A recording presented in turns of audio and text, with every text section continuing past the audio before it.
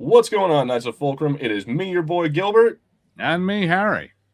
And this is the Fulcrum Entertainment Podcast, where we are once again doing another Marvel week. And this week, if you couldn't tell by what we got going on in the background, it is a Spider-Man week. That's right.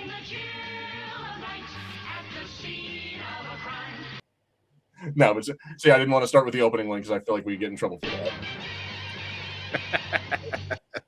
Anyway, moving on. Yeah, so we are talking about Spider-Man today. It's a brand new day, or as I feel like we should be called, billion new dollars. Because, dude, no, straight up. So I want to, before we talk about the actual review of it, I want to talk about how many fucking people were at these goddamn screen. Like the opening night last week when I went to go see it, like it was like Friday night it was 5 o'clock. I got off work and I'm like, okay, let's see the 6:30 one. Completely full. I go, all right, let's try 7:30, 8:30. I keep going down the line to every like 30-minute shit, like every 6 o'clock, 6:30, 7 o'clock, and every single showing was almost full. Like a couple times they had me in a virtual line, like they had me in a virtual queue. Like wait 2 minutes and then we'll be able to put you in and you'll be able to buy your ticket. And I had to do this multiple times to the point where I had to go see the movie at like 9:30, almost like 10 o'clock at night. Damn, it was.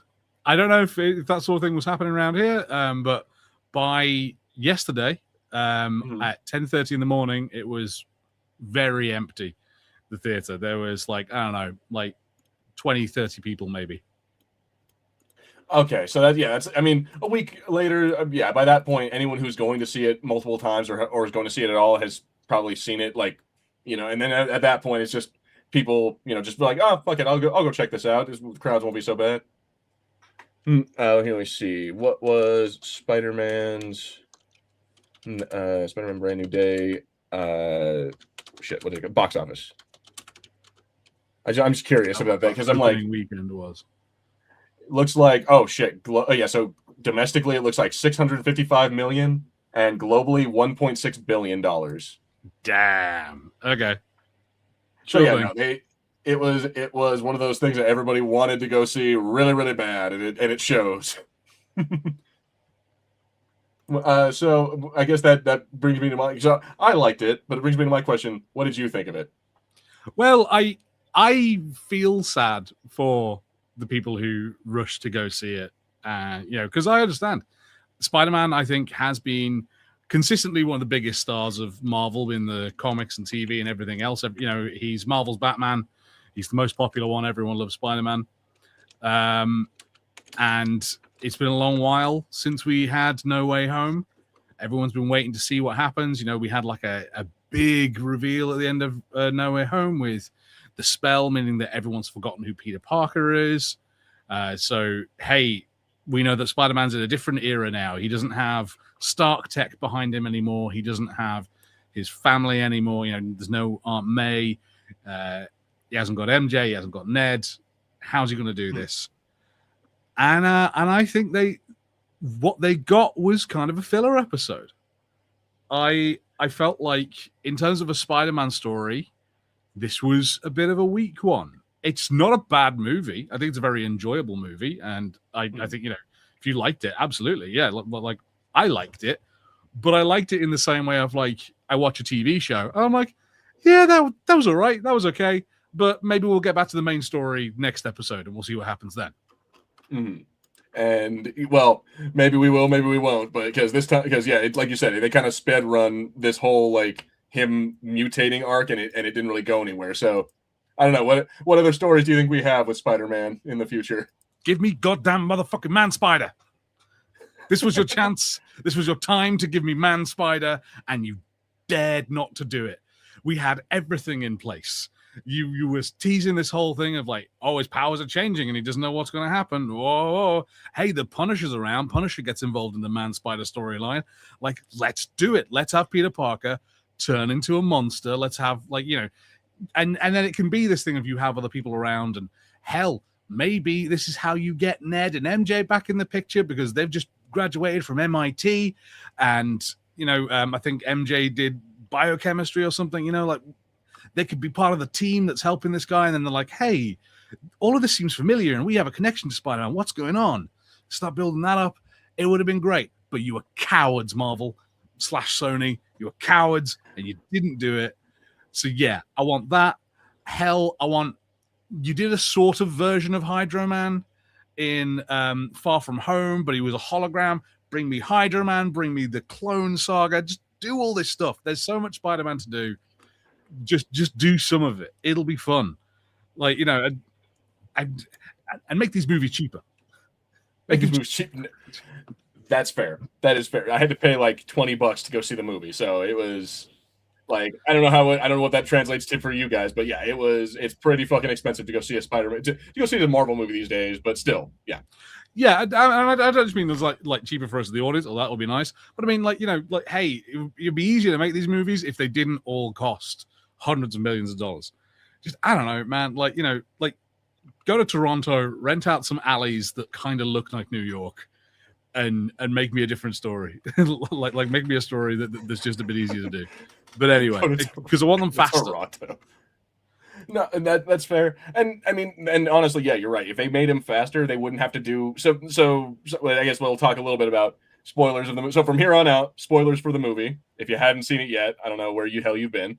But yeah, so the fact that they did the 4-year time jump, like it's from No Way Home to Brand New Day. It's been 4 years. We have a big montage in the beginning of him being Spider-Man fighting Tarantula and Scorpion and Boomerang and whoever the hell other, you know, Condiment King and Shark Man and whatever the hell. But yeah, we have all of those, and we then also they do establish the Punisher being like his friend, just being like they just know each other already, and it's like, oh yeah, that time at Staten Island where I saved your life, Frank, and yeah, they go into all that. Would have been a great show. Would have been a great little like Punisher short to put on, but no, they didn't do that. No, but so yeah, we get to have a little bit of that. There's one thing I want to ask though: is that, are you sure he doesn't have Stark Tech? Because during that opening montage, we see how he like 3D prints his suit, and I'm like, he's got like a weird 3D printer work going on in the background. He's got Edith, his AI. Yeah, I was just guessing that it's more that he doesn't seem to be getting things directly from Stark Industries like he was previously, where they're the ones building his new suits. He is making stuff himself. He probably has used remnants of Stark Tech that he has, or something like he doesn't have Happy as a contact anymore like he used to. And I think even that 3D printing thing that he has, if you see it, it's made from like an old sewing machine. So it's much more like sort of original Spider-Man, like DIYing his tech in his room. I mean, there were some questions about that, but I don't think they'd spoil the movie in any way. But if you want to cinema sins yourself and sit and go like, wait, how does he afford any of this? Like, because that montage kind of makes it quite clear that this is like his full-time job. He doesn't do anything else. Like, they don't do like Maguire Spider-Man where they're showing him trying to deliver pizzas and, you know, trying to hold down a job, but he can't because he's always having to shoot off and being Spider-Man, which, to be honest, I think is kind of refreshing. We've seen that story a lot. So just going, yeah, he's being Spider-Man, and it's more about the emotional toll that is taking on him and the fact that he's got no connections with anybody, rather than, oh yeah, we've got to deal with how does he get cash. Did it? So no, I mean, I'm willing to accept that, like, he like dumpster dives, or is willing to like he maybe scavenges technology from, you know, from like things that he does. Because, you know, he fights a lot of high tech bad guys. I'm sure he like takes some stuff here and there. But what I'm curious about is, did you have any problems with the fact that there was no J. Jonah Jameson being like, Spider-Man, he's a menace to this? Like, would you have wanted that to be around? That's interesting, Joe. You said I hadn't thought about that until you mentioned it. Yeah, there is no JJ. I thought the movie actually did fine without it. Again, I think for me, I know that story so much of Jameson hates Spider-Man. It is, quite core to Spider-Man, but it's not something new. And certainly for a movie called like Brand New Day, I don't need to retread that. So I was kind of okay. I was kind of okay without seeing J.K. Simmons up to his old shenanigans. I mean, in the moment I didn't think of it either, but I watched it. So I've seen it twice now, and I saw it once the first opening weekend, and then once during this week when I'm just like, I have a free night, I'll just go see it again. But yeah, I think it was the second watch where I'm just like, oh, That's weird. Yeah, they didn't have a yeah, they didn't have a J. Jonah Jameson. Why didn't they do? Because I mean, they're also with again massive spoiler with the mutants that they've added. Like they added Jean Grey in there, who is the main antagonist of the movie. Like with that, I thought that would have been a perfect time for him to be like, freaks with powers. They all need to be locked up and blah blah blah. Because Spider-Man, like he ends up creating, he inadvertently creates the power dampening collar in that movie. Yeah, which it was interesting. There was a weird little journey I went on with the reveal of Jean Grey. The first one being when you first sort of see what's going to become the main antagonist in the movie. There is this scene where a tank has been hijacked. It's right at the beginning of the movie, and we have Spider-Man trying to stop it. It's a fun sequence. It's where Punisher first comes into the movie. The whole section with Punisher there's funny and quite fun. The Looney Tunes moment of Spider-Man steals his grenade launcher from Punisher and webs it to the top of his truck. So he pulls another one out. Was just I quite like it. And whilst I do enjoy the Punisher show and the seriousness we get of that character, seeing him in a more goofy mode was pretty nice. But anyway, at the end of that sequence, it's revealed that the tank was being driven by a nice old lady. And then something jumps from that old lady to somebody else. And I was sitting there in the theater going like, which Spider-Man villain is this? This isn't one I know. Is this like one from the comics, like a later version from the comics that I don't know about? Because, after the 2000s, there's an awful lot that I haven't read. And that I haven't seen versions of in media and TV and stuff. So I was like, oh, this could just be something I don't know. But it's not normally what these movies do. They normally pick like a classic character. So then having it come out as like, oh, it's Jean Grey. Okay, right, that all clicks together. So I wasn't losing my mind. This isn't something that's been in Spider-Man before. I'm not just an awful person who's never read comics, as some commenters like to mention. And then, as you might imagine, I immediately became mad that Jean Grey was in it. Although a little impressed at the speed running record that this movie has set from introducing Jean Grey to Jean Grey is evil and out of control. It honestly, it's incredible that they did that. You couldn't do better at GDQ. That is true. So yeah, so Jean Grey being in this movie, her whole like motivation is finding her sister. Who that's another thing that that's an interesting take that they gave Jean Grey a sister. Why not? But they're just like, okay, well then they show this like whole part where they're teaching her how to like where both of them are learning how to like use their powers, which are the same thing. Like they can read minds and they can also like jump into other people's like they can control other people's bodies, which that's another thing that's new for Jean Grey. Like if she's been able to like control people's thoughts, but never like that, or if that's how her power works, that's terrifying. I think yeah, we might have seen something before of her like speaking through somebody else, maybe. Yeah, or like Professor X has done that too, where he's like taken control of Sabretooth and started using him as like a mouthpiece. Yeah. So yeah, but it's never quite shown it like this, where they just kind of like they show it's like a jumping, so you can jump into one person and then jump into another, then another, then another, and then use that to just kind of like chain your way through the world. Which I wasn't too keen on. It's a bit too video game-ish, that sort of logic. Like that felt really like it felt like a mechanic from Prototype. Like it's like, oh yeah, you can't go that far, but you can chain people together, and then when you like press circle, you'll snap back to your regular character. See, I think it was again they're trying to do like MCU, like they're trying to do their own version of Jean Grey. They don't just want to be like, oh yeah, she's the Phoenix, but we did kind of get a Phoenix moment in there where like so it's near the end of the movie. She's been captured by the DoD, the Department of Damage Control. Damage Control. Yeah, the Department of Damage Control. So the DODC, but they have to get so that's the company, or if you guys don't remember, that's from the first Spider-Man movie, the one that comes in and like tells Vulture that he can't clean up the site anymore, and that's what causes him to become a bad guy.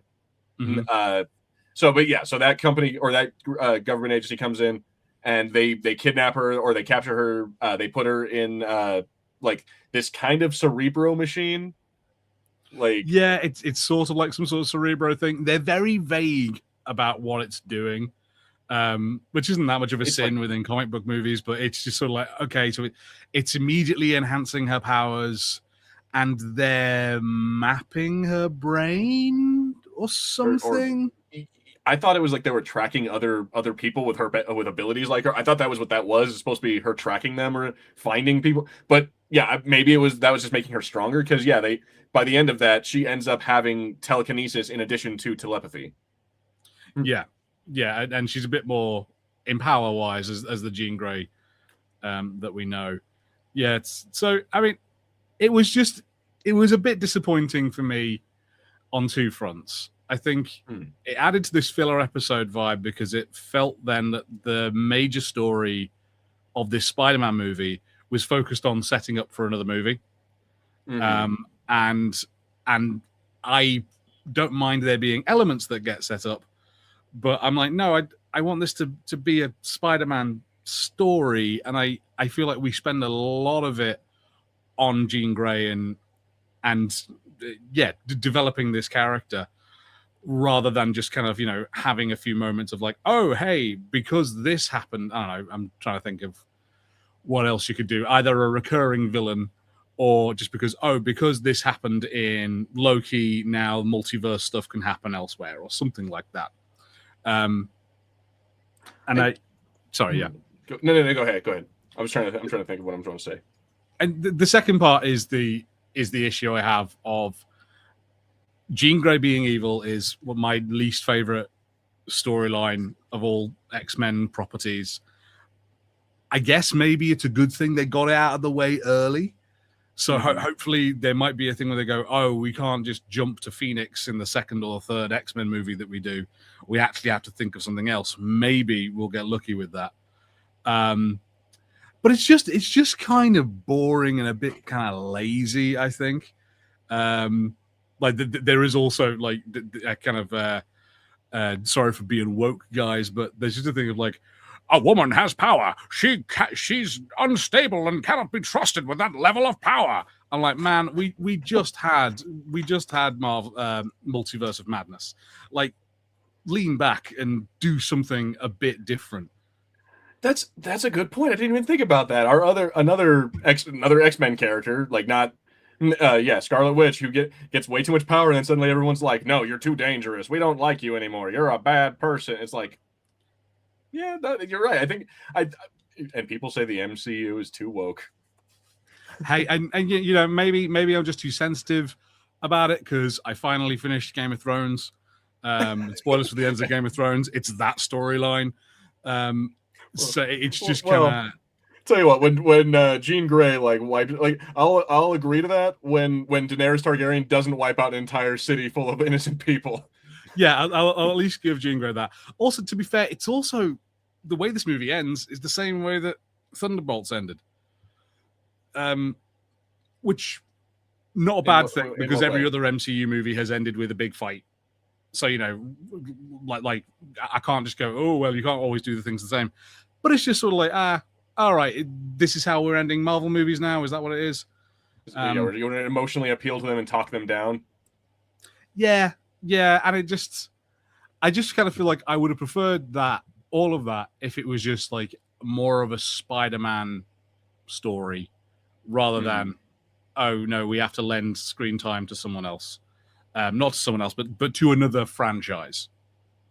Yeah, I definitely agree that you're right that they but just making it like kind of like a build up for whatever X-Men movie is coming down the pipe. Like they're going to use this as the laying the foundation for the next X-Men Origins movie that they have. That's going to be Jean Grey meeting like whatever James McAvoy or whoever they get for Professor X next time around. Like they're gonna have that, and then they're gonna use that as like they're like, okay, well now we got young Cyclops and young this guy, and we're gonna have a cast that Henry Cavill as Wolverine because we can, or like what or whatever. Some of the Stranger Things kids. I don't know. We're gonna have Destin as Beast. Okay, so all right. So now it's my turn to don't think of me as racist, but how awesome would it be if we get the kid who played Lucas to be Spike? Ooh, bring in X-Men Evolution characters. Yeah, okay. Yeah, I think I'd be super down for that. But So here's my actually since we got on this topic, what do you think of Sadie Sink as Jean Grey? Good, bad? Yeah, yeah. I think she's fine. I don't feel like I can judge her properly, like as a performance because I was a bit sort of like, oh, this story. Um, but no, she performs great. She gives a great performance. She has like moments of like really high emotion that I think work out well in the finale of it. I sort of believe her in how she feels, and yeah, does great with it.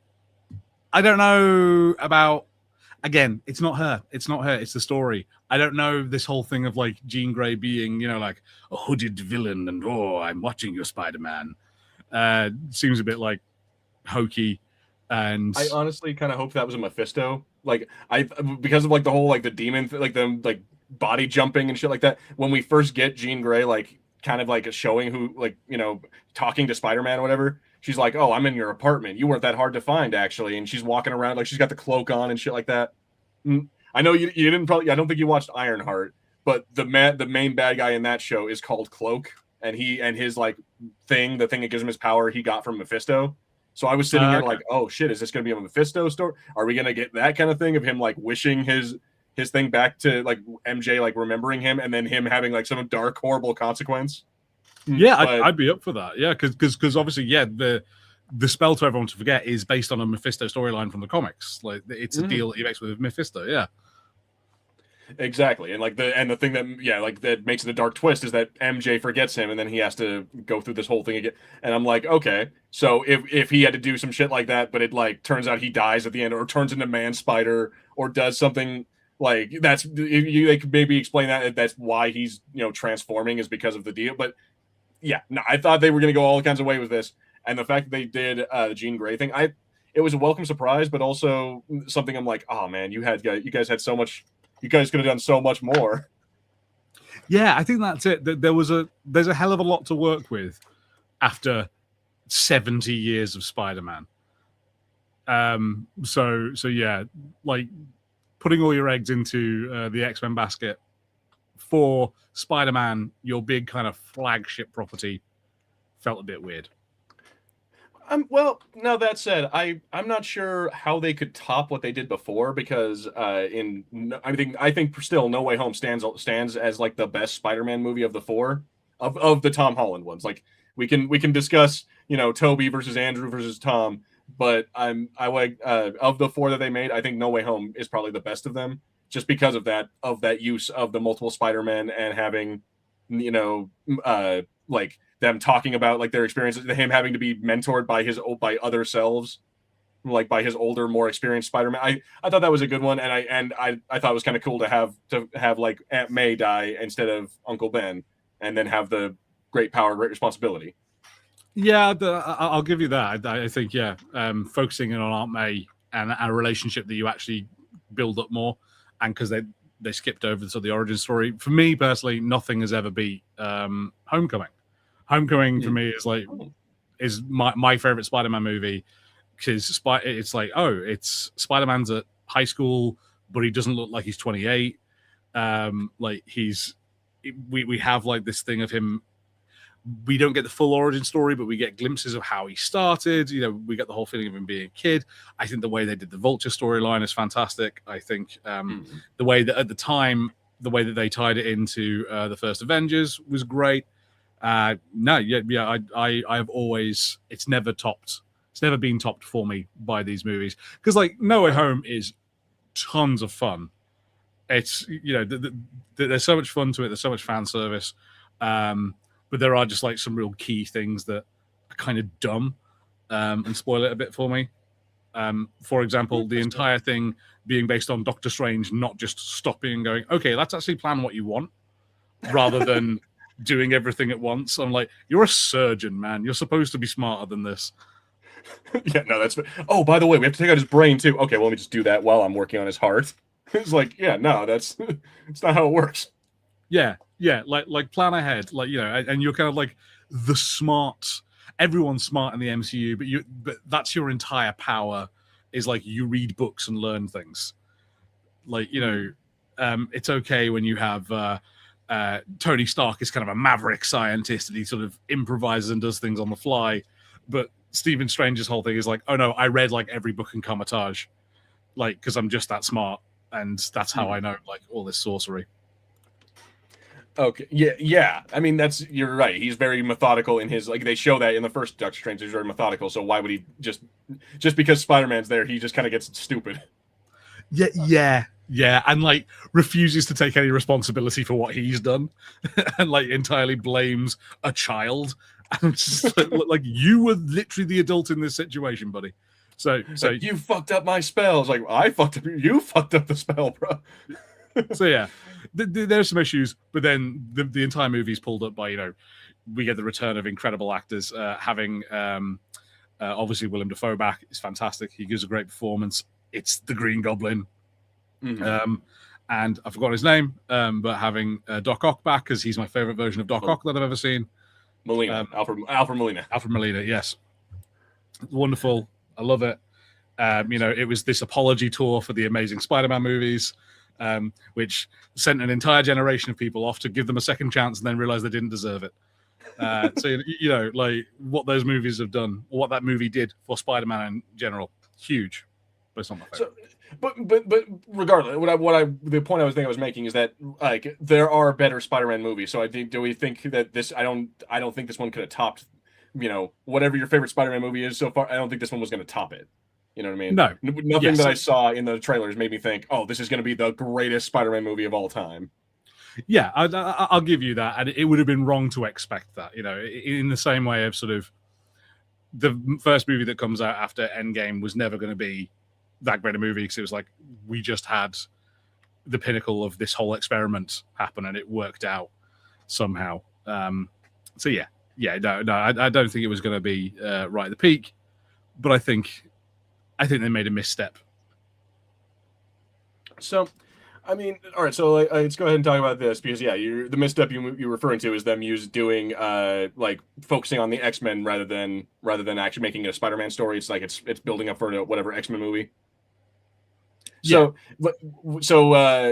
are you not looking forward to like I kind of am, but I'm weary of it because I'm like I like the animated stuff. Like the X-Men '97 has been incredible, but as far as what we're gonna see in the future for live action X-Men films, I'm skeptical. So how are you feeling about that? I'm a bit concerned. What we've seen with X-Men movies is how easily they can be done badly. Even when they start out well, you can get a real it's really easy to make it go wrong. I'm thinking more particularly for me. It said Unkalert. Unkalert.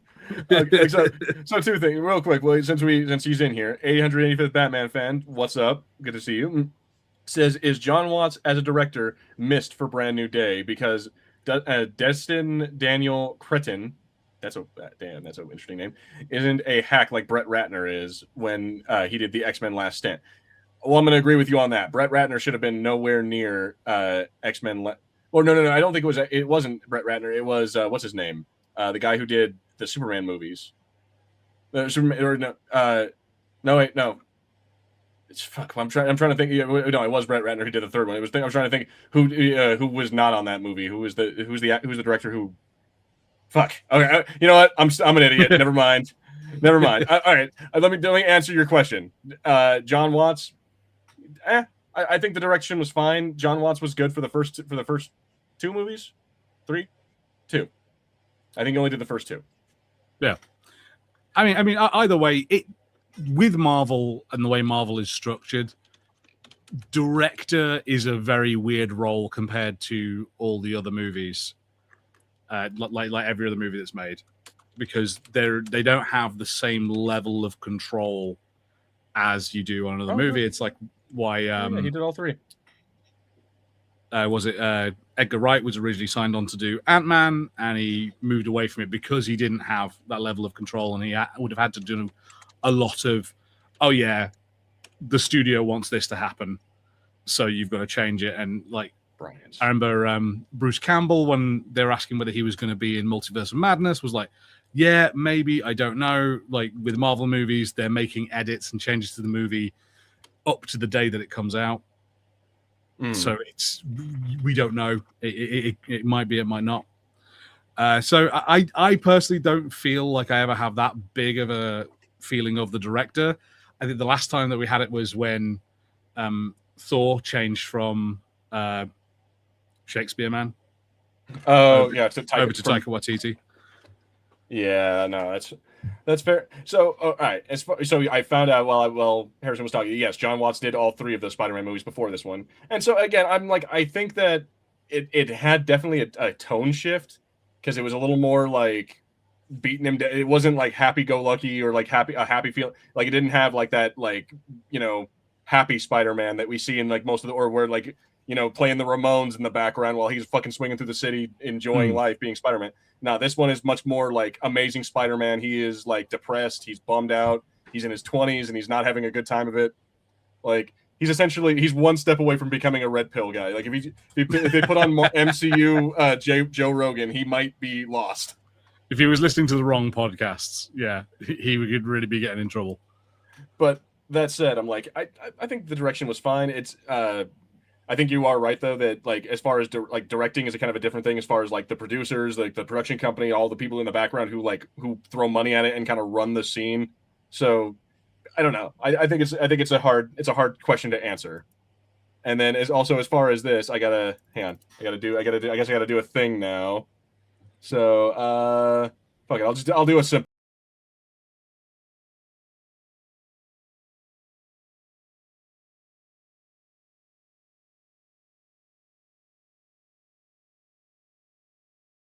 We don't get in trouble because apparently that song is copyrighted.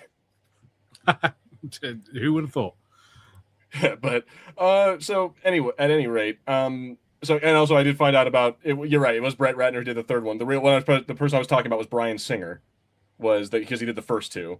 Other one, but he ended up. Yeah. The reason he didn't do the third one is because of. So yeah, but the whole Brett Ratner thing, that's just that's just a bad beat. They didn't have it. I doubt they had anyone else who was interested in a superhero movie at the time.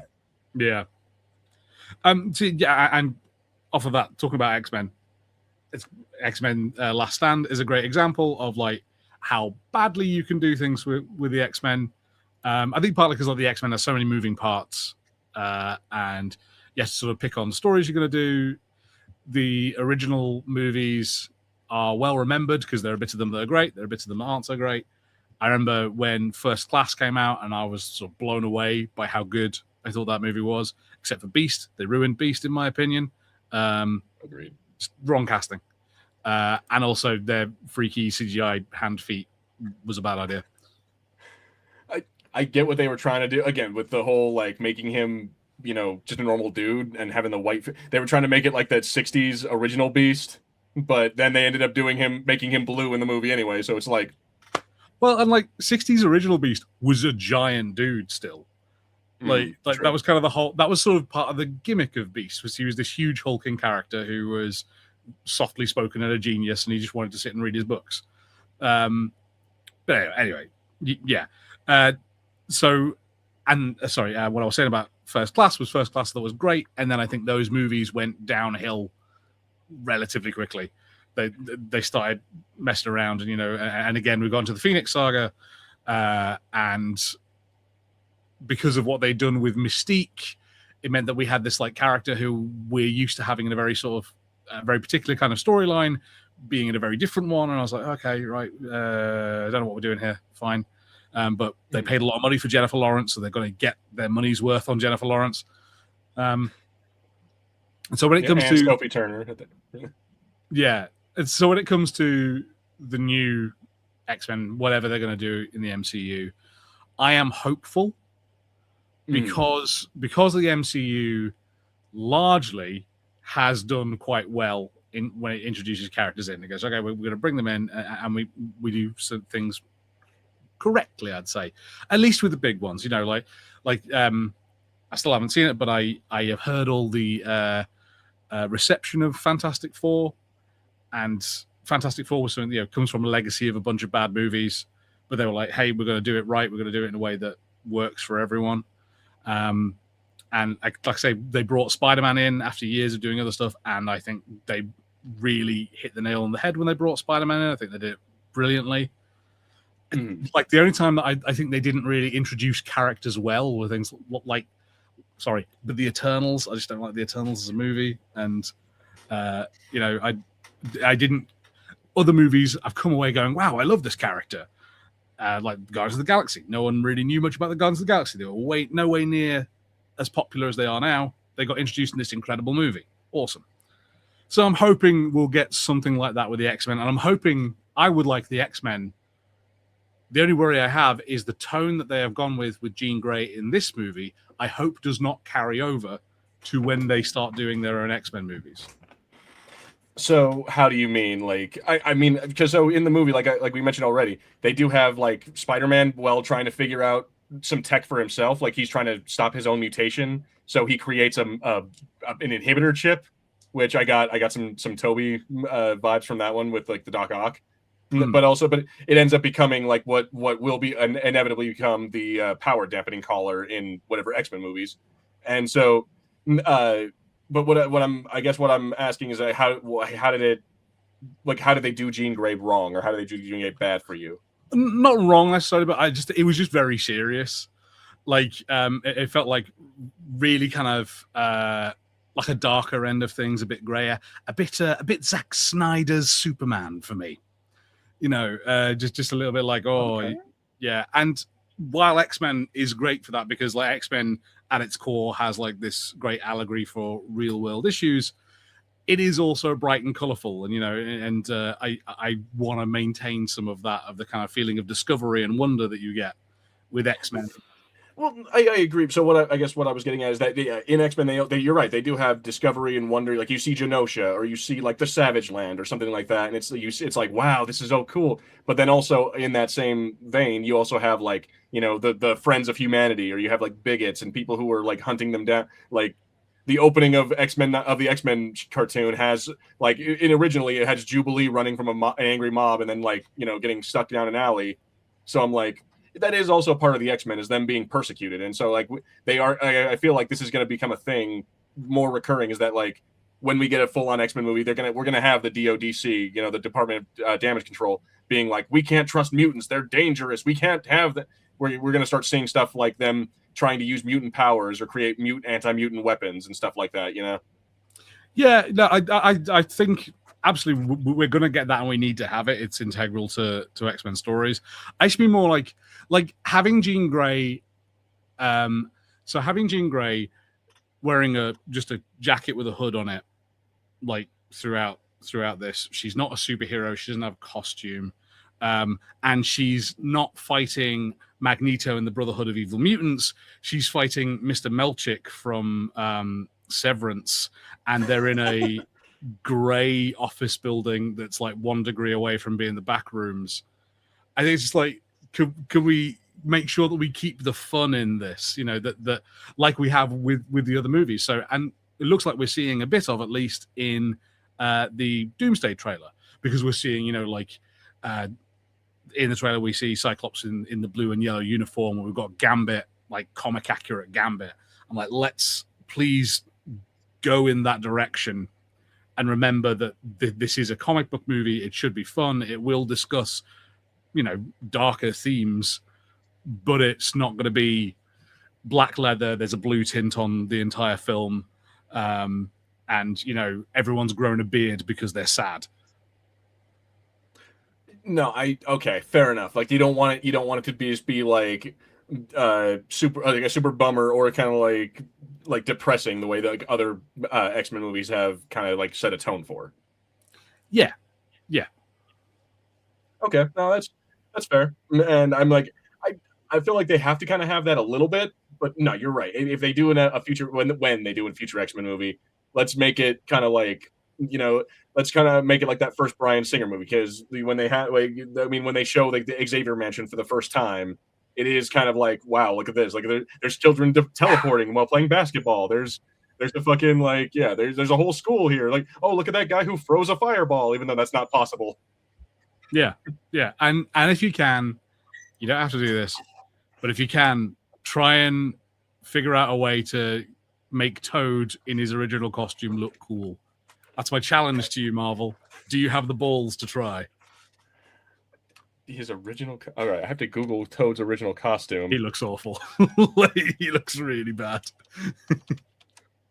Okay, let's see. Toad's original costume. Oh my god, he looks like a court jester. Yeah. That dude, I'm sorry, there is no way you're gonna make Toad look like the fucking Joker. And think that's gonna work. Okay, I have to share this with anyone who's watching. Give me a second. Let me share this screen because this is something that has to truly be like witnessed to be understood. Yeah, there is Toad. I think that is ridiculous. He looks like the guy from Hunchback of Notre Dame. He looks like the gypsy dude who's dancing around. He does. All he's missing is the hat and the mask. That's my challenge to you, Marvel. Like, give it a go, man. You've done really well so far at taking kind of goofy costumes and making them work. You did really well with Loki. Like, figure it out. So, I mean, all right. So we have talked about before that yes, we do want some X-Men comic or costumes, but at a certain point, I think some of them would be a little goofy. Like if we get Sabretooth in a future movie, I don't want him in like the skin tight brown outfit with like a big old mane behind him, like looking like Kraven the Hunter. Maybe, I don't know. I'm into it. Like I'm interested because some of them I just think they haven't even tried. Do you know what I mean? And I'm just like, I would rather you tried than just. But again, like the Bryan Singer, like everyone is just riding a motorcycle, but they don't have motorcycles. Like, yeah, it was fine at the time, sure, you know, and it was kind of new because like at the time I only knew X-Men the animated series, and it was very bright and very colorful, and I was like, oh wow, this is so cool. And I think it kind of set a tone for a lot of comic book movies after that. Of like, well, we can't actually make them look like comic books. Comic books are fucking stupid. Like, nah, just like put some more effort in. He kind of did the same thing. Bryan Singer, he kind of did the same thing when he made First Class, and yeah, First Class because they were in flight suits but they were painted yellow and blue, and I'm like, yeah, but they're still just a flight suit. It's like it's not really like it's not what we're looking for. So I don't know. Yeah, like I hope that they do something cool for their new costumes. I hope we get like obviously keep the yellow and blue like scheme that they usually go with for the X-Men. But I really hope that I don't want it to just be like one-to-one costumes from the like for Doomsday. That works. It's cool. Gambit, Cyclops, anyone else we get like Wolverine. That's great. But I would also like to see like yellow, like show us the yellow like Wolverine outfit, but in a cool new design. You know what I'm saying? Well, like the way they did with Deadpool Wolverine. Exactly. Deadpool and Wolverine kind of pulled it off. They're like, see, you can do something like this and make it work. So yeah, I want to see that attitude in it a lot more. I personally, I want to see Jean Grey dressed as Marvel Girl, like her green suit with the yellow mat. Show me that, Marvel. Like if you can show me Sadie Sink in the '60s costume, I'll shut up. I mean, yeah, that is another one that is going to be a challenge to make it look cool. But hey, give it a go. So all right, I guess here, I guess I want to ask, what were your like good and like what were your best parts and worst parts of this movie, of the Spider-Man movie? Like what parts like threw you completely out of it? We'll start with those. What parts like were just like, oh, this is lame, fuck this. Oh, do you know what? I think this is where I'm like, I don't think it was really bad. I just think I was saying it's like a filler episode, like, 'cause it wasn't awful. Because I don't think there were any bits that really threw me out. The movie kept my interest the entire way. I think there are some things that maybe are a little bit, a bit lackluster. Again, like the Department of Damage Control are so clearly the bad guys from like moment one. That it's just kind of like, come on, could you at least try to have like a twist? Yeah, like you knew that was gonna happen, like from the get go. Like when the opening, like it's like I want to say 30 or so minutes into the movie, Spider-Man, he goes into the DODC and like is seeing them like make use of like shockers weapons, and like they're making shocker grenades and whatever the hell, and they're starting to do all this shit. I'm like, yeah, no, they're clearly these guys are the bad guys. They're not going to be using him for this. Isn't stuff they're making for the Avengers. Yeah, I don't know if you've seen Severance. No, I haven't. The guy who is the head of the Department of Damage Control is playing the exact same character he played in Severance. It's just like a guy who is really corporate and clearly is a bad guy and is kind of manipulative, but just won't admit to it. And it's like, what? We couldn't possibly do anything wrong here. We're a nice little business and we have an office. We're lovely people. That was a bit weak. I'm sure. So I think for people who have seen Severance, that probably was a little bit of a bummer to see him like, oh, well, this guy was a bad guy on that other show I watch. Oh, look at that, he's a bad guy here too. What do you know? That must have been a bummer because you probably saw it coming a mile away. Yeah, but also I'm like, I don't know. I'm like, is there any other way that could have gone? Because it's like I feel like it would have been kind of boring if they'd just been like, oh no, these guys are just the good guy. Like Jean Grey is just the bad guy. She's like the the evil one. You know what I mean? Like that's obviously how it always has to go. Is that like I mean they did that with Shield in the Captain America Winter Soldiers. Like turns out Shield is the bad guys. You know. Well, I think that's it. It's like at this point, the thing will be more of a twist is for Spider-Man to immediately be like, these guys are lying to me. I've seen this too many times before. Like, we can't trust these guys. And then be wrong about that. I think that would only work maybe in a different story where Jean Grey wasn't your antagonist, because you don't want Jean Grey to be the bad guy at the end. But like that would at least be something that would take an expectation and kind of subvert it. It would mean that when a twist is revealed, it would work.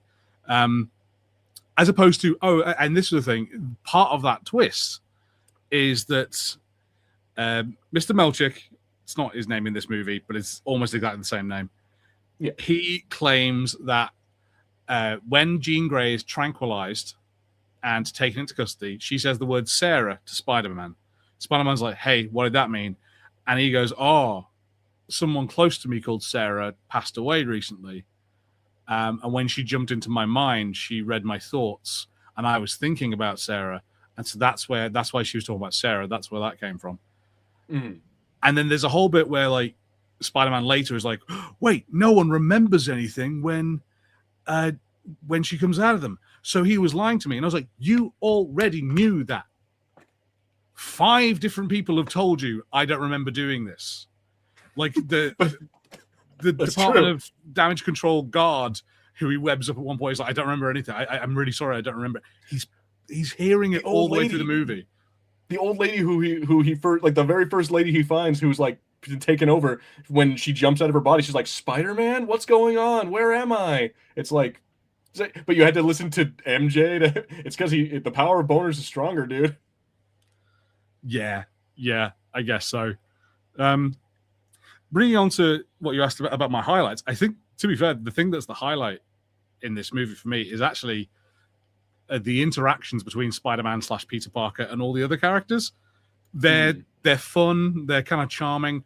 His whole relationship with the Punisher through this movie is loads of fun.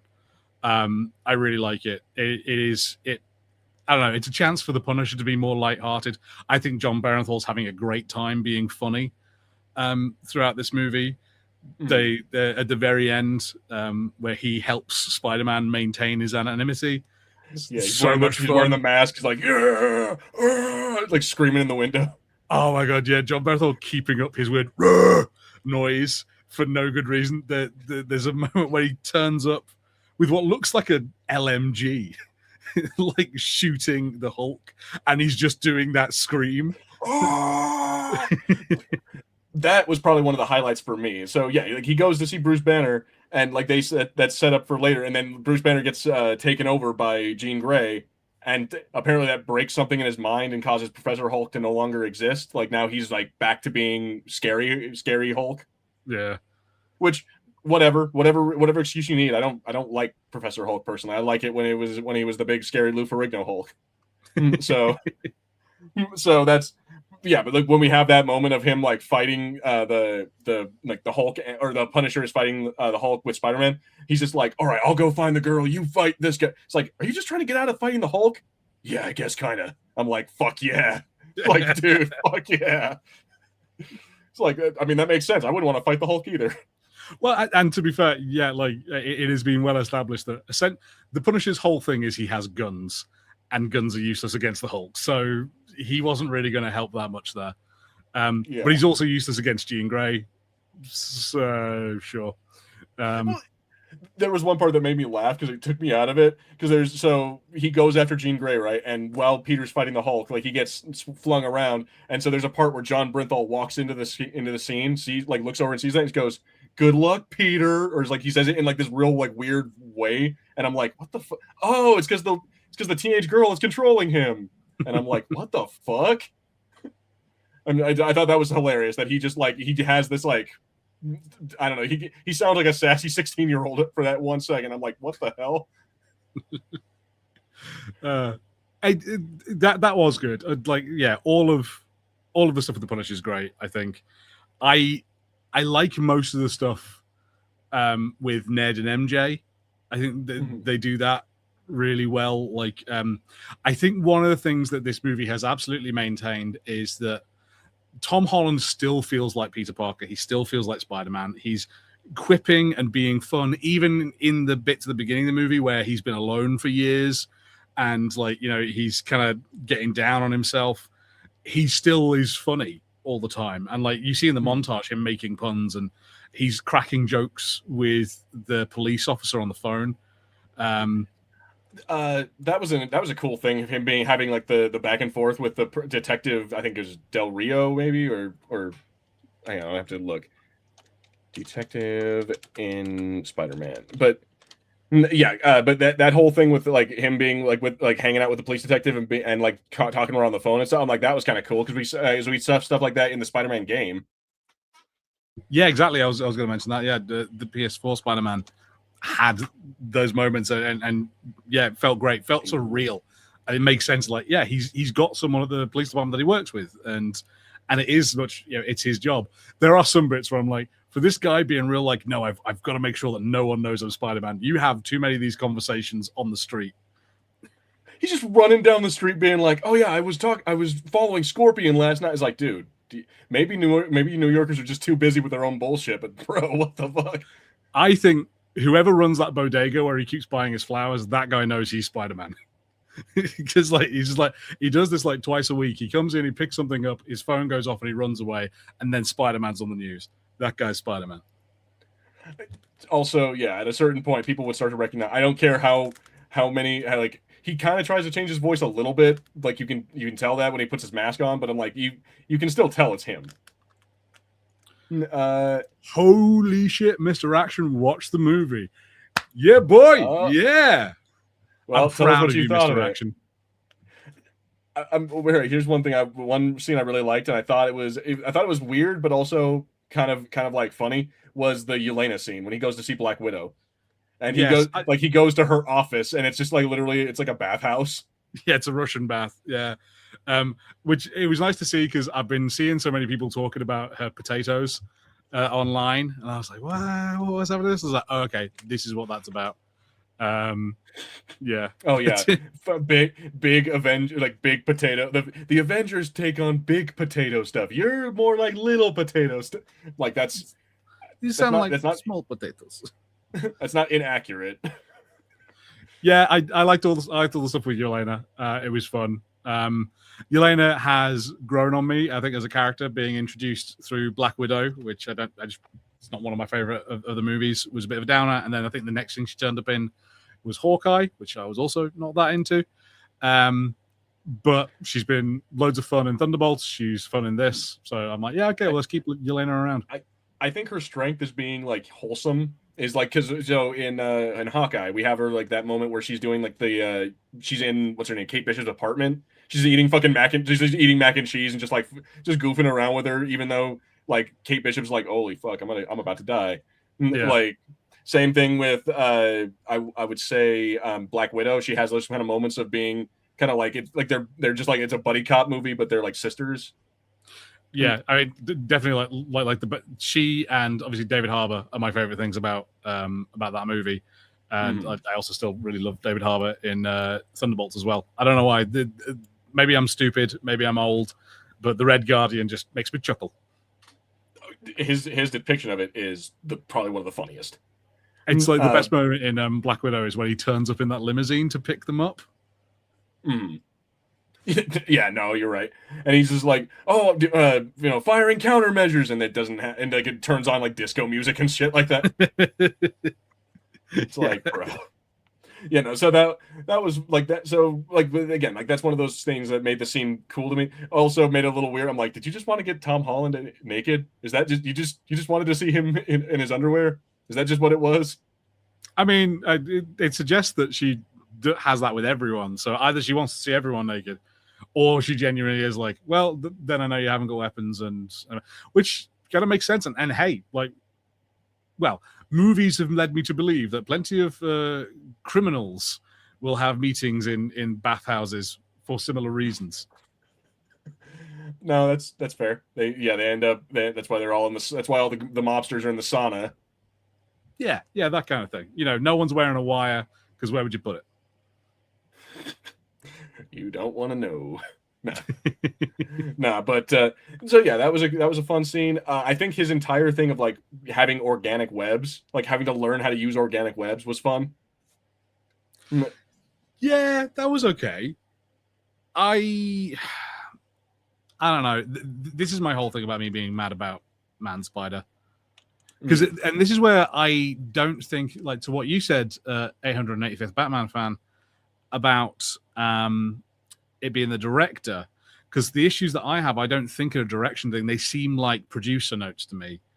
Because it feels to me like whatever physical transformation he was going through was going to be a bigger deal. Like it was going to be more extreme. And they left in some of their like key scenes that they had of that, probably because they'd done a lot of prep to set up like actually for those scenes. So like when it first starts to happen majorly and he wakes up in a cocoon wrapped up inside, so it's like he's doing stuff while he's asleep, and he's spun this web around him. Like that's weird. Like, this is a like the Fly sort of moment. He's losing control. This is, oh wow, where are we going with this? And all it turns into is like, oh, he's a bit more buff now, and he doesn't need web shooters. And like so that's another thing, like his senses. He says that in the very first movie we see him in Civil War, he says that, oh, well, whatever happened to me. It turned my senses up to 11. But I'm like, so what are they at now? Like 12? Exactly that. Yeah, it was really weird for us to spend time on this movie just being like, oh, he's got the same powers but more, and he doesn't do anything with them that I feel like I saw him do it all before. Like other than him being mad, he didn't get mad before. But he did. No, he fucking did. He did. It's the end of No Way Home. He got mad, and he almost killed Green Goblin. So I'm just like, all of this has happened before, other than, oh, okay, I've got organic webs. Yeah, there was one part I think that like made people like sick, in when he pushes on his like wrist and all the webs push out, and people, like, there was people in the theater who were like, oh my god, like that's hard. Like I thought that was funny as fuck. I thought him going, web go, web stop, web go, web stop, like whenever he had to web, like I thought that was kind of funny. Like that, so that was one thing I was kind of cool with, is because it reminded me of Tobey Maguire being like the go web, up and away web. It reminded me of that, of him having to fit, and he even said like, oh, Peter too had organic webs. He's cool. I'm cool. It's good. It's all good. Like I enjoyed those little kind of things. Timu black symbol. You talking about the spider symbol on his chest, or I don't know what black symbol. Black suit maybe, because it was a bit like that. It felt like they were doing the black suit thing. So when he's fighting Scorpion and he has a rage or something, his hormones go out of control. And he slams him against the wall and shit. Yeah, that whole part, and then he slams him into a car, almost kills a cop, and it's a big thing. It was like, oh, it's like symbiote. It was kind of a symbiote scene, wasn't it? you know, it's almost shocker. I'll chase you to the ends of the earth, Mm. and it did feel a bit like, oh, that's not the symbiote suit, and don't do that because you want to have that storyline one day. Like, you know, I know that's all tied up in like, oh, do we bring Tom Hardy in and do we actually have that Venom? Don't. But like, it's one of the biggest storylines. We want to have it, and we want to have it better done than with Topher Grace. So don't waste it now. Agreed. Let me see here. So, yeah, so 885th says it's the inverse of what happened in Spider-Man 2. In this Spidey, in Spidey 2, he gets sick and loses his powers. In this, his powers are out of control. And again, kind of for the same reason of like having to juggle being Spider-Man versus having a normal life. Just like, but so the only thing I think about, yeah, you're right. I would have liked to see Man Spy. I don't have to have the symbiote yet because yeah, obviously like are we going to have Tom Hardy? Are we going to have any of those other things? But what I would really like, I would have liked a Man Spider one, or at the very least, just like show that his hormones, like, you know, maybe show he has like extra hair growth, or he has like his eyes are like permanently black, or something. You know, show some like kind of physical changes that like affect him as a, like, rather than just, oh yeah, no, occasionally I get angry and my hormones get out of control. I think that's it. It does feel a little bit weird that he jumps immediately to, I have to suppress my powers, rather than like, oh, like I just got to learn how to do this. Seems a bit strange. I suppose that is after he's had the moment with Scorpion. But I will say the initial scene with him and Mark Ruffalo, Bruce Banner, I did like that scene. Like I say, every time we get character interactions, they're always really nice. They're kind of charming. I love the fact that Bruce Banner clearly knows he's not a student and he's not anything that he says he is, but he's intrigued by what's going on here. Although is way too okay with and I'll just do a universal damper that'll work for everyone. And he's like, and he sort of goes, maybe you shouldn't do that, rather than being like, hey, that's got like huge implications. Did you hear the Sokovia Accords? That caused trouble. So all right, so here we go. 800 says, or also says, there was a lot of drama behind the scenes. Apparently Sony wanted another Spider-Verse film for this, and Marvel and Holland said no. And so I mean, yeah, so that's interesting. Do you think they would have tried to do like, another like, you know, Miguel O'Hara, or have like a multiverse, like a Spider Noir? Do you think that would have made this movie better? Probably not. That might have been too much. I mean, I think it would be a bad move because the Spider-Verse movies that already exist have done a great job of it, and anything that you do in this would just be kind of like doing a live action version of one of those, because they're using so many of the multiverse characters, especially across the Spider-Verse, you know, where literally they're all in it. So, you know, everyone would just sort of be comparing it to that, and it wouldn't be its own thing. No, I think it would have been more interesting. I think, yeah, if you were going to do some sort of universal thing to have brought someone else in, and yeah, maybe yeah, like the most I think they maybe could have done is to do things like Mr. Action says about they might do a battle world situation. Like, I would prefer if the setup in the movie was more of a setup for that. If we get, you know, I mean, no one wants to remember. I was going to say, supposedly we're supposed to be getting a Secret Wars. That's what I've heard. That's the rumors, is that they're building up to a Secret Wars movie. So yeah, so yeah, some beginning of that. Like, we don't want to remember the movie Madam Web, but maybe Mistress Cobweb could have turned up or something. I don't know. Madam Silk, something to start building on that. I've forgotten what the guy's called, like the Stranger or something, the one with yellow eyes. Oh yeah.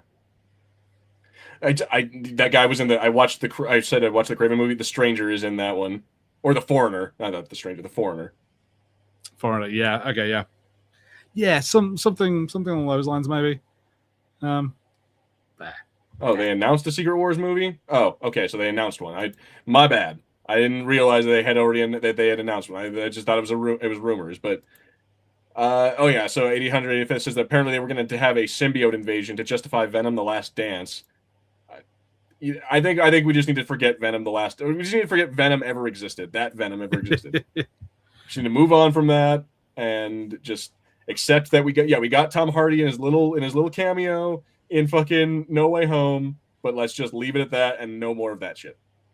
Like that would have been something this movie could have done. That I think would have been fun and would have, I think made everyone excited. Just introduce Eddie Brock, not Tom Hardy. Just have an Eddie Brock character at some point. Hell, and obviously Eddie Brock. Normally, it's the whole thing of the competition between Peter and Eddie, but just have Eddie Brock being like this guy. Maybe Eddie Brock's helping Ned try and figure out who Spider-Man is.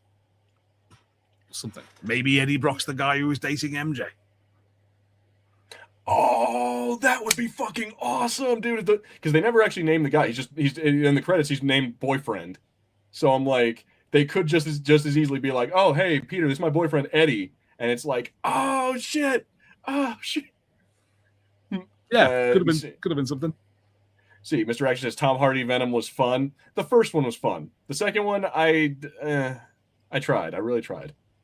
And then the third one, I have yet to watch, and I don't really think I want to. I've given this series I watched Madam Web, and now I've watched Craven. I'm like, I've given Sony enough chances. Yeah. So we got 555 turd in here. It says, I wonder if they will cast Robert Downey Jr. as the Beyonder in the Secret Wars movie.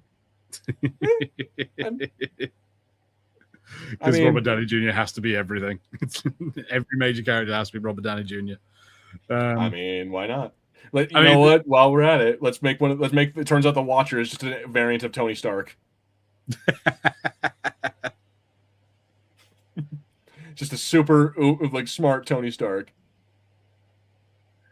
But the boyfriend might be, oh dear God, you hold your tongue. It says, I'm sorry to say, but the boyfriend might be Paul.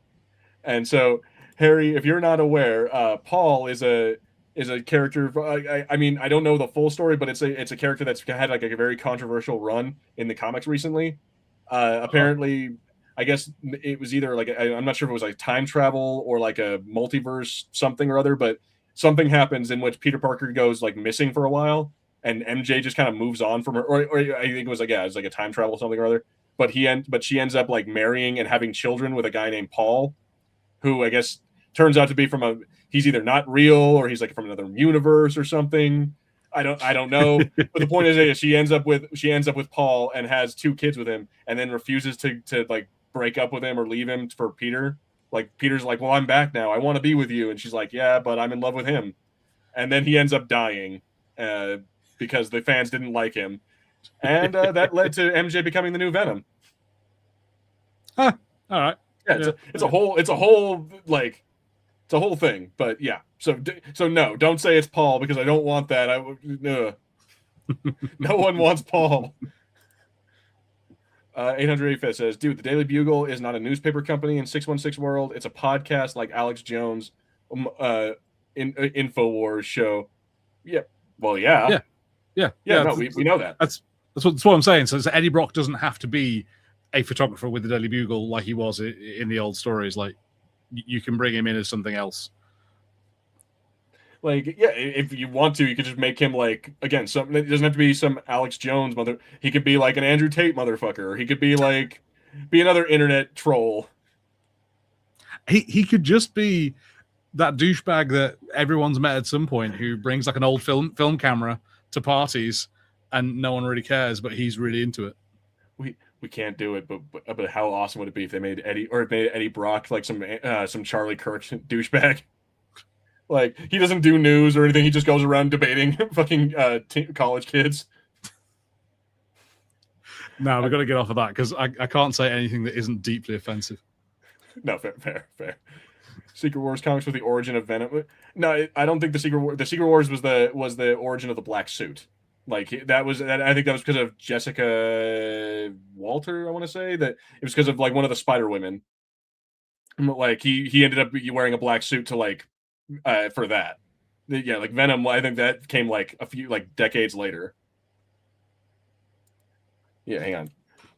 Origin of Black Spidey suit. Yeah, because I. All right, so yeah, first appearance was in Spider-Man 252, and during the crossover comic event with Secret Wars, Spider-Man's classic red and blue costume gets completely torn up on Battle World, and seeking a quick fix, he gets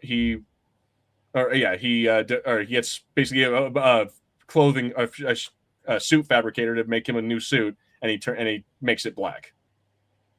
I think it's because of another character who also had spider powers. Right. At any rate, yeah. Anyway, so Spider-Man suit was destroyed and the symbiote. Yeah. Okay, I don't know. I'm not gonna get into a nerd off on Spider-Man. I don't.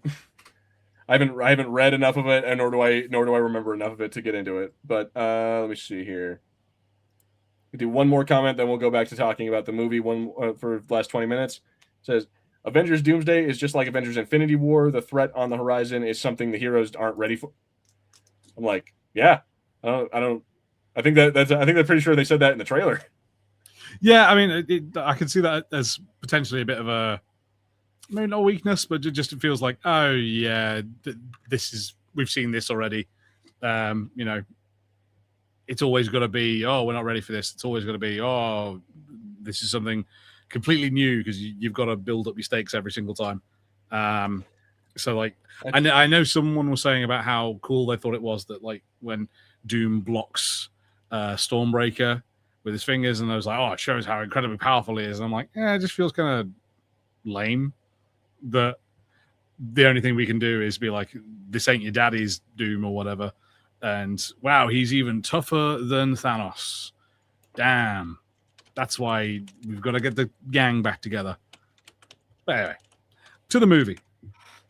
Yeah, so I want to talk about someone mentioned a little while ago about the end credit scene of like the post credit scene of it and him being in space. Do you want to talk about that for a minute and talk about like what we think is going to happen, where Spider-Man's going to be, like why the little tracker shows him in space?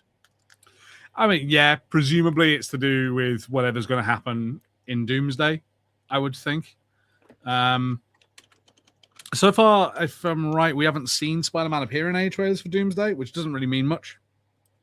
We just talked about it last time, about how they sometimes just cut people out and they essentially lie to us in trailers. But so it could be related to that. So it could be that he's either somewhere in space, could potentially suggest that he's not even in this universe, maybe. So it could be that that's when he's been taken off if they're going to do Secret Wars. It could be that him being taken off Secret Wars. It's really open and kind of what I think we can expect, because Marvel is very much in this era, opening out to not everything is staying on Earth, and we're going to go to different worlds and different galaxies and such. So I'll be interested to see what they do. But I don't know. I feel like I don't need to speculate at the moment because I don't know enough. Yeah, I feel like it's just building up to to Doomsday. And if it is Doomsday, I really hope it is, because that'd be really cool to have a Doctor Doom like revealing his face as Tony Stark, or as like, you know, and having Peter Parker freak the fuck out. Oh yeah, that could be interesting. Yeah, that's a good point. Like, I think it'd be a real interesting thing of him being like Mr. Stark or something like that, and then just getting like obliterated or getting like thrown across the map or something like that. And so yeah, Julia Carpenter, that was the one I was talking. I just wanted to bring that up. That was going to drive me crazy. Julia Carpenter was the Spider-Woman I was talking about with the black suit. I think Mayday could have existed on Sam Raimi's Spider-Man world. Mayday. If that's the one I'm thinking of, you gotta bear with me for a second. Oh, Mayday Parker. Yeah, that's Spider Girl. That's Spider-Man's son or daughter. Yeah, his daughter. Yeah. Could do. So, we only got about 15 minutes left. I don't know. Is there any last things you wanted to say about the movie? Any last things that like thoughts on the general like vibe of the MCU these days? I'm hopeful about the MCU. I think because even like I said, I've had plenty to complain about, I suppose, with this movie, but I feel like I always do. And I definitely do not think the movie is bad. I think it's really enjoyable. Mr. Action. Sorry, I gave you a promotion there. Dr. Action. You said earlier that did you say it was street tier? It's enjoyable, but not amazing. Yeah, flawed but entertaining. I think that is a perfect way to describe this movie. Yeah, that's a good question. 885th says, do you give it an A, B, C, or a D? Like, what is the grade that you give? I guess a B. I think is what I'm looking at. Maybe if I was being meaner, I might say a C. Like, it's definitely a passing grade. Like, this movie has not failed. It's, for me, the greatest sin a movie can make is boring me, and this movie doesn't bore me. I think that some of the things are a bit disappointing as to where they come out. Like I mentioned, with the powers changing, I think it's a bit disappointing. They just seem limited in scope. But Mr. X is a C plus. yeah, I think that I can go with that, Mr. Action.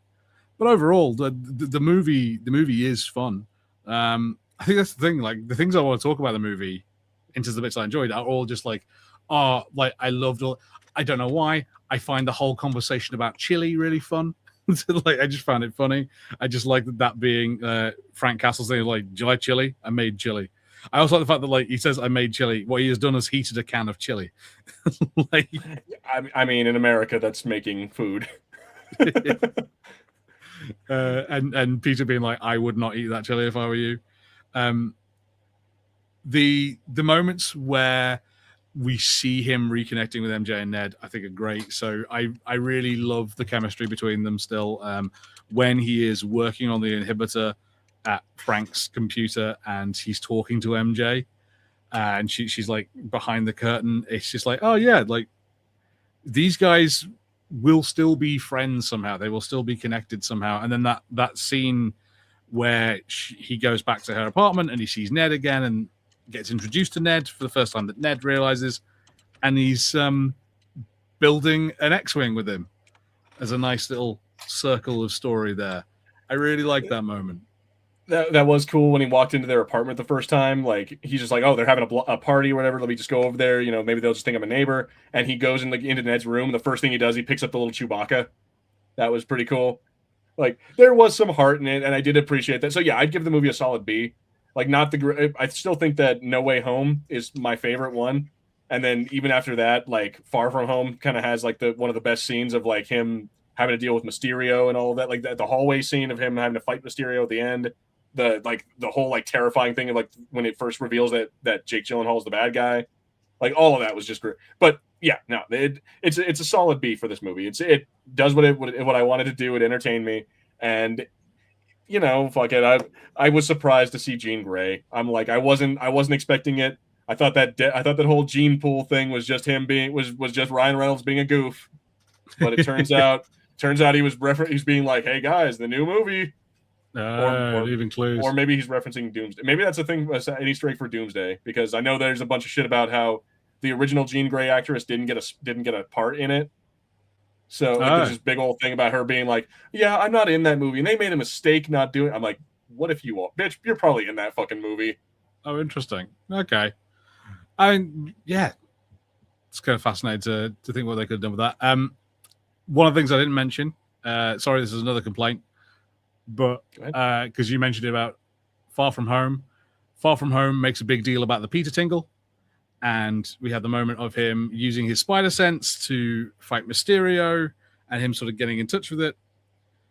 And once again, this movie is like, oh, he's got his powers, but they're a little bit better now. So now it's not just how it was in Far From Home where he can react to things, but now we have to see time slowing down like it's the Sam Raimi movie and there's a spitball being hurled at his head. And I was sort of, what was the point? Yeah, now it's again like you're right. The Peter Tingle, like, it makes it seem like it's much more stronger now because he sees, like, he hears a fly land on like across the building or whatever the hell. Like, it makes him he hears like water dripping and everything like that. But it's like, didn't you already have that? Like, we kind of already mentioned this part, but yeah, it's like you already had that power. Yeah, and there's specifically, I think, when he's fighting the hand, like when he decides to accept that there is no spoon and just use his powers and see the Matrix, and he sees ninja stars flying past him slowly, and it's like, oh, okay, sure. Yeah, it's like, couldn't your We'd powers sort of already do established that? he already had this. Yeah, or unless his like thing was just because yeah, it kind of shows that it evolves a little bit. Like in Endgame, not Endgame, in Infinity War, like he gets a little like his hairs stand up and he's just like, what? Oh god. Then in the next movie, he ends up like you can see that he like senses where Mysterio is by like he can sense like he's about to shoot him in the head. And he grabs the gun before he does it. Like it's just Yeah. little things like that. But I guess now it's like in its full. It's gone Super Saiyan 5. Yeah, that's it. It's just another level of Super Saiyan. His hair's bigger. Yeah, I mean, let's just hope that they don't do it anymore. Like again, if they're gonna do it again, let's make it Man Spider. Let's make it some fucking like give us something like that, and then I don't know, have him come out with like a little bit stronger, or his webs are a little bit tougher, or something like that. I don't know. Oh hell, But do you know what? Make Man Spider. If we've done this with Jean Grey, make Man Spider the villain in someone else's movie. Tom Holland barely even needs to be in that movie because he doesn't need to be. If he's turned into Man Spider, he needs to be there for like one scene before he turns into it and one scene after when he gets cured. So like you don't have to pay him his full rate, and then it's just a guy in a grey suit gets to be Man Spider for the rest of the movie, and then like hell, make it a movie where Punisher learns that he doesn't have to kill everyone. Do that. I argue Punisher did learn that in this movie because we didn't talk about it, but at the very end of the movie, he full on tries to snipe fucking Jean Grey. He's gonna murder a child. Yeah, and that's a good point. Yeah, and I guess that was a weird moment because I was like, I don't know why we needed this moment in the story, but fine, it's not bad. I'm just like, oh, I don't know if that added anything. If anything, it's just kind of like, bro, like you're kind of fucked up. Like I understand she's control, like she's a danger and whatever, and she's controlling people's minds and like doing all this dangerous shit. But at the end of the day, how many people has she actually killed? Like not like I don't think she actually murdered it. I'm pretty sure without that whole movie, she didn't actually murder a single person. I don't know, man. That tank killed a bunch of people. Like in this. Fair. That tank was like that first Tumblr chase scene from Batman Begins where Batman murdered everyone in those cars. Oh, crap. I forgot about that part. Yeah, you're right. She did make a guy walk into oncoming traffic, didn't she? Like, she full on made a guy walk into a car. No, you're right. All right. No, fair enough. She murdered a couple of people, but I'm like, that doesn't, I'm like, the way he was just like, okay, I'm going to set up. I'm just going to fucking boom. And just like, I'm like, dude, you seemed a little too overzealous for that. Yeah. Yeah, no, and because like that was my one thing was like it was weird because it felt like the issue, like it felt like Jean Grey was coming around already. So then it's like we don't get much of a consequence from it because basically he gets Peter to the hospital, and Peter's fine. Mm-hmm. So there doesn't seem to be like a lasting like this is going to have an impact on Peter from now on or something like that. Maybe it's taught the Punisher a lesson, I guess. But it felt like a thing like maybe there was an earlier draft of the script where Jean wasn't convinced by the memory with Aunt May, and actually it was the fact that Peter sacrificed himself for her was the thing that convinced her. Oh, that would have been wild if that was like the actual ending is Spider-Man was supposed to die, and they're just like the target or like test audiences were just like not having it. Yeah, or just just that like he puts himself in mortal danger for her, like and she goes, oh, he actually is on my side. He's not just blowing smoke up my ass. He actually like walks the walk. Okay, so yeah, 885th says I think the only reason that Peter forgave her crimes is because she did save him in the end. But they don't say that. Like they show, but don't tell. That's true. Like I mean, they did kind of say, like he says, Punisher says that the girl kept him alive, and it's because she kept him breathing. Which that's some nonsense, right? She jumped into his mind and then kept him she forced him to breathe. Yeah, that is a bit sort of like that. That wasn't the issue. I don't think that was it wasn't that like his brain was like, nah, I'm just not going to bother with breathing anymore. I think there's a gaping bullet wound in his.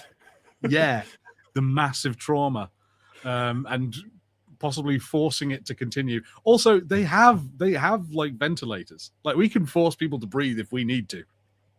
Yeah, it's like, so I don't know. Maybe it was like, yeah, she's keeping his heart beating or something. But yeah, but they did. But Punisher does say, he's like, oh, she used her powers to keep you alive, and I'm like, what? Like that's not how that works. But yeah, it's fine. It's fine. We gave Jean Grey kind of a redemption arc a little bit, and I'm sure she'll get another one when we see an X-Men movie sometime in the next 4 years. Yeah, she hopped on that Greyhound bus, which is presumably going to go to upstate New York to the Xavier Mansion or something like that. Yeah, like she'll end up with the X-Men somehow, some way, and then we'll get again. So John McAvoy or James McAvoy, come on, guys, it's right there.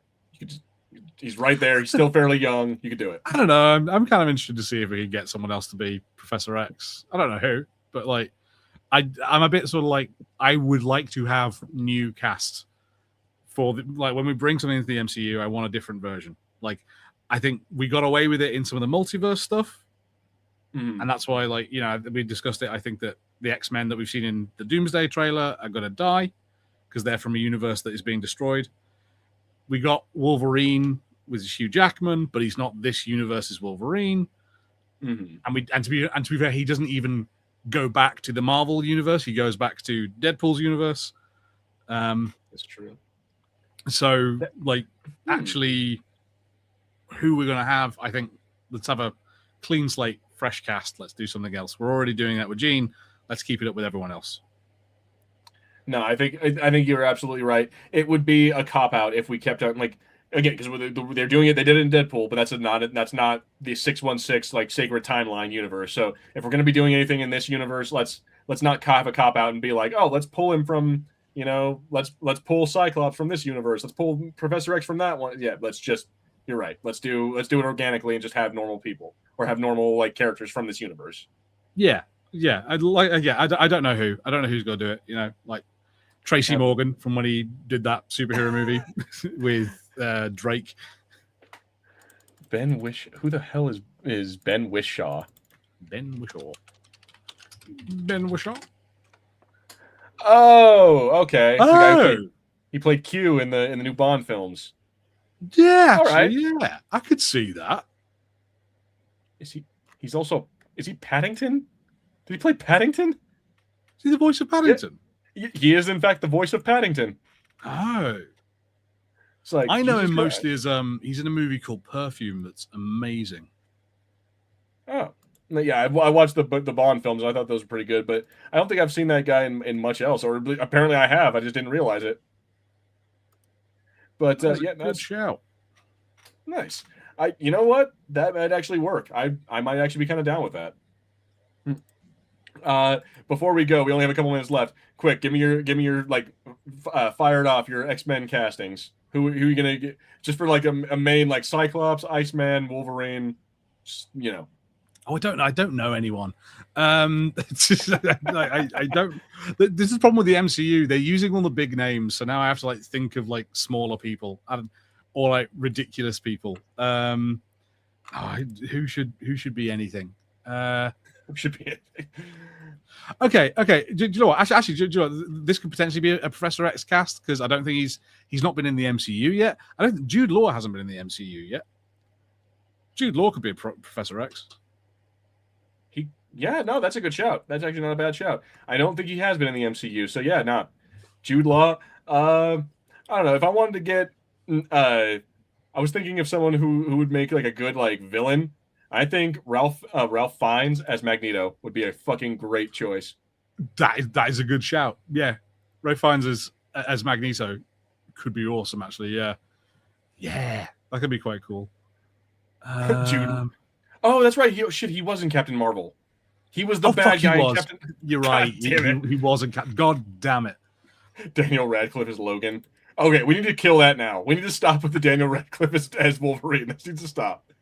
I'm interested. Maybe not Daniel Radcliffe, but I am interested in a short Wolverine. I think could be quite fun. I'd be interested to see what we could do with that.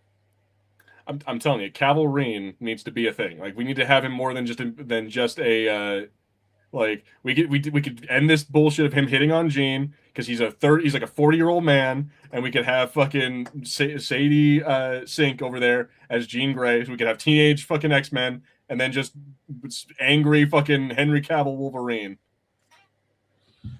There's But an actor that I like who I don't know if anyone else likes him, but I like him because he's in a horror movie I really love called Dan Stevens, who's in a movie called The Apostle. He's a British actor who keeps turning up in a lot of horror movies at the moment, sort of more bit parts. And he was also, for his crimes, he played Beast in the live-action Beauty and the Beast movie. But I think he could be quite good as someone. British guy, so maybe again he could be Professor X. I don't know if I'd think he'd be a Magneto, but he could do it potentially. This is a bit of a niche casting, but the guy who played what's his name? Luke Evans. He played Gaston in the live-action Beauty and the Beast movie, and he was also Dracula in Dracula Untold. I think he could be quite a good cast member. I think he'd be really good as the character that Kevin Bacon played in First Class. Someone like that potentially could be Magneto, but I think would work really well as like a member of the Hellfire Club, especially if you were going like old school Hellfire Club ruffles and their ridiculous costumes. I think you'd do very well for it. No, that would be good. So all right, last thing is that the only last thing I'm going to comment on is is 885th Batman fan and says, who would you want as Kitty Pryde? That is a tough one, but I mean, I don't know. Maybe fuck it. Just for shits and grins, let's go with Emma Myers, the chick from Wednesday. She's like the blonde girl from Wednesday. Oh yeah. Okay, I could see that. Yeah, I'm like, but we're getting a little over time here, so like unfortunately we'll have to call it quits there, guys. Sorry, I know there were more comments, but we're gonna end it. We're gonna wrap it up here on the podcast because it's getting to be over. Time, and I know Harry has to go to bed because it's late there. So we're gonna say thank you guys all for being here. Thank you to 555 Turd, to Mr. Action, to 885th Batman fan, to anyone else who was in the comments who I missed because I think there was only a handful of you. Chick from the Acolyte is Kitty Pryde. Chick from the Daphne Keene, or are you talking about the other one? Talking about the one who was the twins. Anyway, that doesn't matter. We'll talk about it next week.